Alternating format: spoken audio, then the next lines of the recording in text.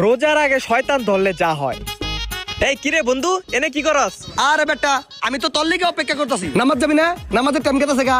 আরে আমি তো নামাজের লেগে বের হইছি। ল ল, টাইম যাইতেছে গা, তাড়াতাড়ি নামাজে ল। ল এই তোরা কোনে যাস? এদিকে আয়, এদিকে আয়। জি ভাইয়া বলেন।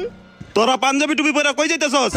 আরে ভাই নামাজে যেতেছি, নামাজে দেরি হয়ে যেতেছে গা, থাকেন। এই খারা খারা, নামাজ পড়তে যাইতেছস?